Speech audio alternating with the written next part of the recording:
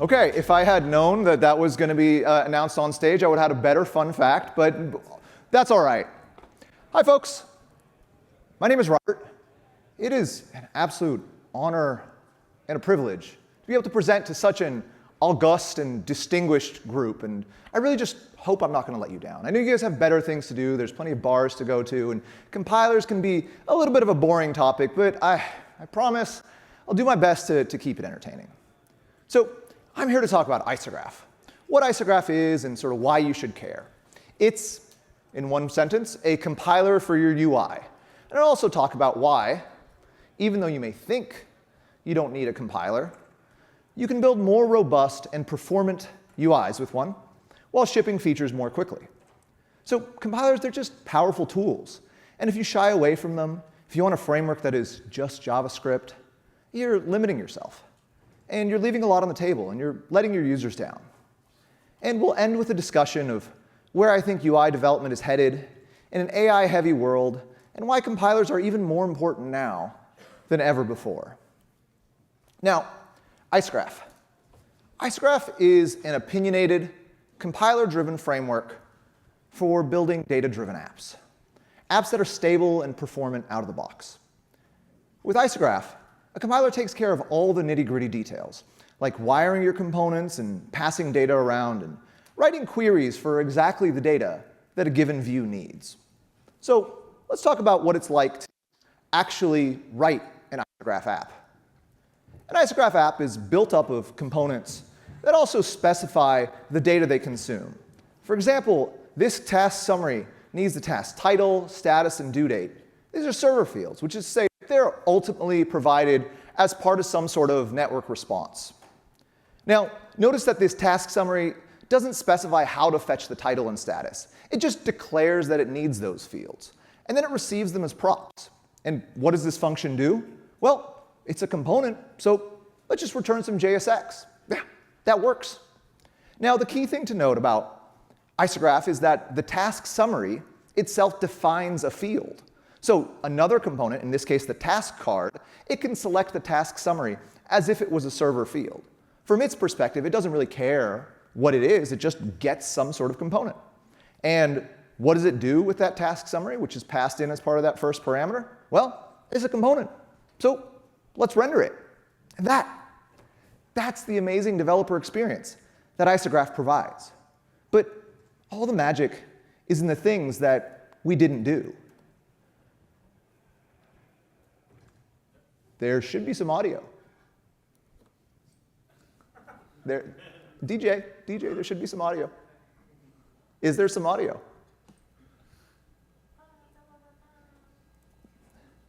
Ha! You know what he didn't do? Tell me, what didn't he do? Give me a reason to care. It's a bit loud. So, though I was rudely interrupted, let's talk about what we didn't do. Well, the components just declared the data that they needed, not how they received it. I'll specify how the presentation was received. How was it received? Poorly. Gentlemen, there'll be time for Q&A afterward. Please, please. Now, the parent didn't pass any data down to the child. In fact, the parent had no access to the child's data. Now, to answer the gentleman's question of why we should care, you care because this isolation lets you reason locally. You can look at one component and understand it completely without thinking about the rest of the app. Adding or removing fields from a subcomponent doesn't affect the data received by any other subcomponent, not just at the type level, but also at runtime. So developers can ship features in parallel, and there's no manual coordination or communication required to ensure that the app doesn't break. And this is what gives apps built with Isograph a level of stability that's simply unachievable in other frameworks. Hogwash, he's saying we're doing it wrong. I've been building apps the same way since 1939, and they've never once been broken. That's because you're shipping marketing pages with no moving parts, you old bag. The gentleman, while disruptive and inexplicably sitting on stage, are right. The current industry standard for building data-driven apps makes rapid iteration difficult. Consider modifying the task summary card to stop using the due date field. Removing it locally is trivial, just stop using it. But now you must traverse upward to find every instance of that task summary until you hit a query root. And then you must traverse downward to discover all the other places where that data flows and see whether any other subcomponent is using that due date field. And only when you're finally certain that this is actually unused anywhere else can you remove it from the query. Now, that's one, a lot of work. I'm lazy, you're lazy, we're not doing it. Two, it's fundamentally brittle. Three, it makes it really difficult to ship changes rapidly and in parallel. So the fundamental dilemma that we have is that we can, on the one hand, prune the field and risk breaking production if we miss a spot, or realistically, we leave it. And we accept the fact that we fetch more data than we actually end up using. And so over time, our apps accrete data that's not used, and the payload sizes increase. And look at a banking app. How much of that data is actually used every single time? Probably not 100%. I know what I'd do. I'd watch a more interesting presentation. If I could just find my walker. Why are we still here? Now, I want to ask the gentleman a question. The question is, in your marketing sites, when you change the CSS, when you restructure the HTML, what do? Do you grep through the CSS and find all the classes and make sure that they're unused? Or how certain are you that in your CSS and that marketing site, there's no unused CSS? I use Tailwind. I don't have that problem. He doesn't know what he's talking about. Well, these gentlemen are right. Tailwind solves this problem for CSS. With Tailwind, you essentially declare dependencies locally, and then a compiler scans your codebase and generates some CSS for exactly the classes that end up being used by your app. Now, Isograph is exactly that, but for data. We're stuck in the pre-Tailwind world when it comes to data fetching, and we're manually doing a lot of work that should be done by a compiler. We're not compilers, we're artists. And that kind of work it's difficult to get right. So with Isograph, what happens is that the compiler will find all the query roots. It will itself traverse downward and find all the accessible server fields. And then from there, it will generate a query. So this is great. You stop using due date in that task summary component. Well, if it's not used anywhere else, it's going to be removed from the query. And furthermore, if you stop using the task summary card entirely, well, in the old world, you'd have to make sure that due date was unused. You have to make sure title and status are unused. That's a lot of work. And it's furthermore compounded by the fact that, heck, this component might be used across multiple screens. And it could be used it could be deeply nested. And the query itself, it could be abstracted behind something like Redux. Or it could be a REST endpoint that serves multiple versions of your app, or even worse, multiple apps. That's a lot of work. Isograph does all of that for you on every single save. You save, it regenerates queries, and now you're guaranteed to have an app that fetches exactly the data you need, no more and no less. Well, I work with REST endpoints. This sounds like you're gonna force me to use GraphQL over my dead body. Nobody uses GraphQL anymore. Go back to 2015, you fool. It's true. Right now, the way Isograph works requires GraphQL, because the compiler needs to generate a query on every save for all the used fields. The model is a little bit less applicable if you have custom bespoke code that just happens to return the right data that a compiler can't generate. But hear me out. GraphQL is an implementation detail, and we're actively working on lifting that requirement. So soon, you'll be able to use Isograph with SQL or TRPC or whatever you want. For prioritization reasons, basically because I'm very AI-pilled now, we haven't prioritized that, though. So anyway, there's some really non-obvious benefits to having a compiler generate queries for exactly the data you need and not requiring you to be in charge of that. Avoiding over and under fetching, that's just the beginning. Just the beginning? Please, I'm begging you, make it the end. So imagine you have a screen with a task list and an activity log. And the activity log takes a long time to load. Maybe you're fetching it from some external provider, or there's a bunch of joins in some database. Either way, it's a really bad user experience if this entire page can't be shown to the user until everything is ready. Clearly, the activity log is less important. So the natural thing to do in a situation like this is to split this into two queries, one for the task list and one for the activity log. Honestly, not that bad, but there's some downsides. For one, the activity log might fetch the same data as the task list. It might not now, but it might in the future when you make some changes. And so that means that you're redundantly fetching that data, wasting bandwidth, and also wasting server compute. And also, you sort of open yourself up if that data changes in the few seconds between one query and the other. You might have inconsistencies in your screen. It's just not ideal. OK, so what can we do? Well, we can carefully divide this query into two subqueries and make sure that the lower query, the activity log query, doesn't fetch any of the same data as the task list. But again, that's us playing compiler. And it's fundamentally brittle. We have to do the same thing we saw on the other page, like see what is accessible from here, make sure it's not accessible from there, follow everything. No one's doing that. We are realistically doing one of three things. One, we're either using one query and accepting the user experience hit. Two queries, we're doing that and accepting the overfetching, accepting the performance hit on our server, or we're manually deduplicating, which, as I said, is quite fragile. But again, compilers, they come to the rescue. The key thing we want to know here is that we want two queries, but we need some way to know that they're linked.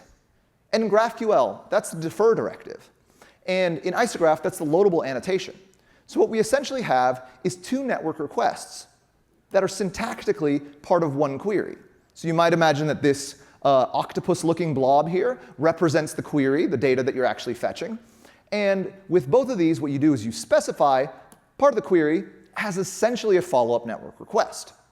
Now, this is great. Now we have the best of both worlds here. We can essentially deterministically, because by a compiler, guarantee that we're fetching all the needed data, but we're not duplicatively refetching it. Earplugs! What more could you want? Earplugs. OK, a little out of order here. Sounds like you're in love with GraphQL. In this house, we love tan stack. You know, the gentlemen have a point. GraphQL is what enables all this. Because we can generate queries based on the needs of the UI, we can make sure to avoid overfetching and underfetching. But honestly, GraphQL limits how far we can go. I don't know if you guys were looking on YouTube, but the GraphQL Conf folks just published my talk from a year ago, or from a couple months ago, entitled, "Is GraphQL Dead?" Like, I definitely don't think that GraphQL is the be-all, end-all in this situation. Consider a task label, something like eng1234. It's the project prefix plus a dash plus the task number. The schema has the prefix, the number, and the full label. But the GraphQL schema, it also doesn't contain enough information to indicate that the prefix and the number flow into the full label. So if we have one component that uses the prefix and number, maybe it uses them separately, and another component that uses the full label, well, we'll fetch all three, even though the first two are enough. Now, I know what you're saying. We have a solution for this. It's those same client fields that we discussed earlier. In particular, if instead of that being a server field, we just describe that as a client field, well, we end up only fetching just those two fields. But OK, that's not ideal. If we're on a screen, for example, where the project never changes or the task number never changes, well, then why do we download two separate fields and concatenate them ourselves? It would be more efficient to move that to the server. Or more to the point, it might be very convenient for you to describe some piece of derived data as a client field, but then actually execute it on the server. Consider a linear style app where you have hundreds of thousands of tasks, but only 100 of those are yours. Well, that's a big input to a small output. You don't want to download the entire input just to filter it down and use the 100 tasks on the front end. You want to execute that on the back end. So essentially what I'm getting at is the vision for Isograph is that you can define everything locally as a client field, but when necessary, you can move stuff to the back end. Now, Is that all you got? Isomorphic components. Just admit you're peddling an inferior version of React Server components and let us get back to drinking our prune juice. The gentlemen are correct. This is essentially a better version of React Server components. Not inferior, better. With React Server components, you're essentially able to server render essentially the outer layer, which is to say the UI. But with this vision for Isograph, what you're able to do is find the optimal thing to server calculate. Now, in this example, the UI is interactive. We don't want to server render that. But filtering 10,000 tasks to just the ones that are yours, that should run on the server. So we can specify anywhere in this sort of data tree that we want to move to the server. And that's quite nice because I can have multiple components locally, the task list UI, maybe some sort of badge that shows how many tasks I have, maybe some other summary version of this, that all use that same server rendered field. Sharing data like that with React Server components, it's a bit awkward. It's not the best user experience, but this allows you to specify exactly what you want to server render. And that's the direction we want to go.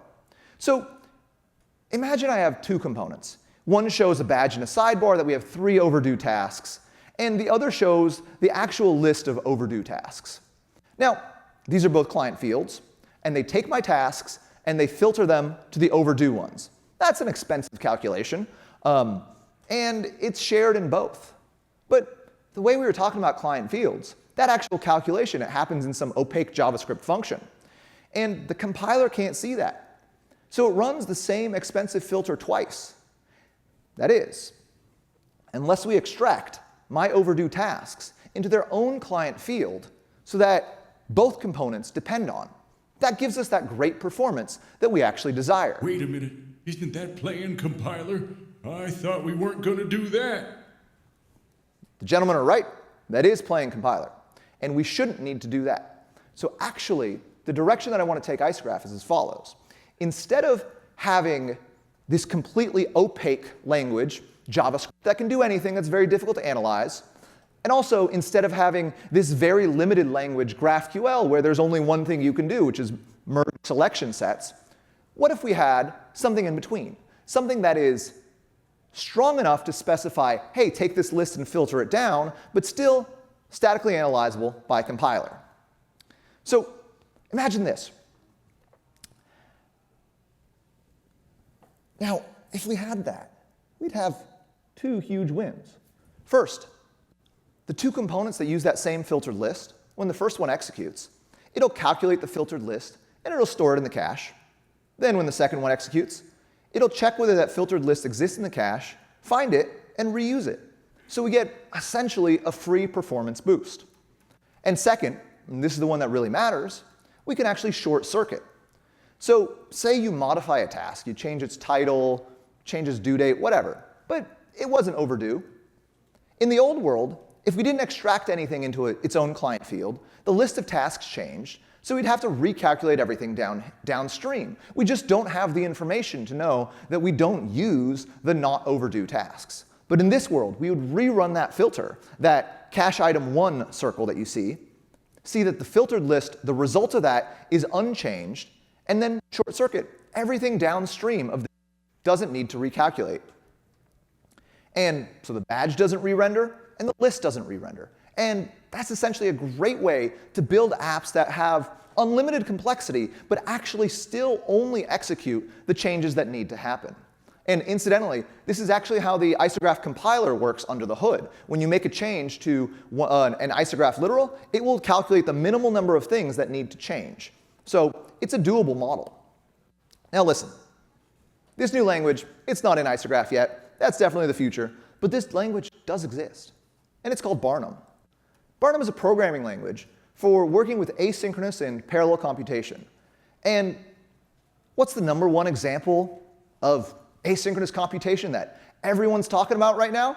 That's right, agents, orchestrating agents, invoking LLMs. And the goal of Barnum is to make it easy for you to orchestrate your agents. And it just happens to have the added benefit of being the right thing for Isograph as well. So let's take a look at Barnum. Sounds like a few developers that I know. Ho, ho, ho, ho. That was out of order. what I meant to say was, the thing is, LLMs are great. They're incredibly powerful, but they cut corners, they forget the rules. When the context fills up, they start getting forgetful. And they're inherently limited. Our ability to build abstractions on top of them is inherently limited by the fact that they're probabilistic. And frankly, the era of cheap subsidized tokens is rapidly coming to an end. So what we want to do is to move as much as we can outside of the LLM's hands. Not because LLMs are bad, they're incredible, but because every token you can avoid spending on coordination, on control flow, on do this thing, is a token you can spend on reasoning and actually hard problems and solving the things that only LLMs can do. And this makes your LLMs more efficient, fewer tokens, more reliable, less room to go off the rails. And honestly, unless you're GitHub, you need several nines of reliability if anyone is going to use your product. So you absolutely cannot build reliable tools off of something that could just decide one day, hey, I don't know about this. So the way Barnum works is as follows. You define a pipeline, in this case, in TypeScript, and it's just a description of the work that needs to get done. This gets serialized and sent to another process that actually ends up executing it. And the leaf nodes are exported JavaScript functions that can run in their own isolated environment. And asking an LLM, invoking an LLM to do something, that's just another leaf node. There's nothing special about it. So essentially, the language is focused on all the control flow aspects, and then you implement whatever details, whatever you need in those leaf components. So now, listen.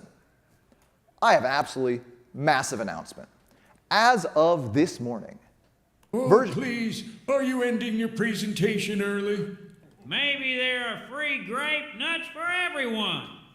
Not quite. Not as exciting as that. But as of this morning, another version of Barnum has been released, version 0.4. So I really encourage you to go try it out. I've already been using it internally to ship hundreds of PRs without breaking production. Folks have built a RAG pipeline using it. Folks have used it to analyze all of the statements in documentation and evaluate whether they are truthful. And folks have used it to do incredible things, remove dead code. Basically, the point of Barnum is as follows. If you write a bunch of logic in some sort of markdown file, one, that's not really composable. It's really hard to say, I want to add this retry logic to this thing and then also use that elsewhere. That's not good. And secondly, the optimal amount of infrastructure around this is a lot higher than you typically use.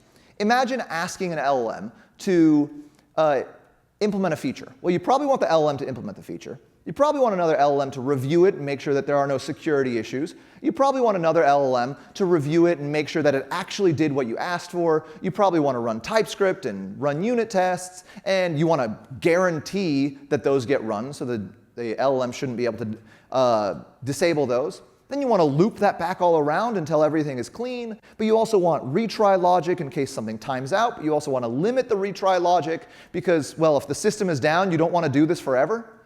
If you're writing that in a markdown file or worse in a prompt, like, good luck. Maybe you like writing essays, but I like writing things that I can understand and I can reason about. And that's how, using Barnum, I was able to ship hundreds of PRs in a particular week, about a month ago. And it's great. It's just, you spend a little bit of time programming and you get 100 times more value out of these LLMs.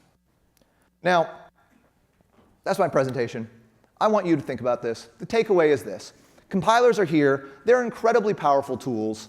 And if you're not using them and you're doing stuff manually, then you can't have the stability, you can't have the performance, and you can't have the ability to ship features as fast as you otherwise would. You really need to be using the strongest tools, because otherwise LLMs are going to do our jobs. We need to level up. So with that said, I encourage you to try Isograph. I encourage you to try Barnum.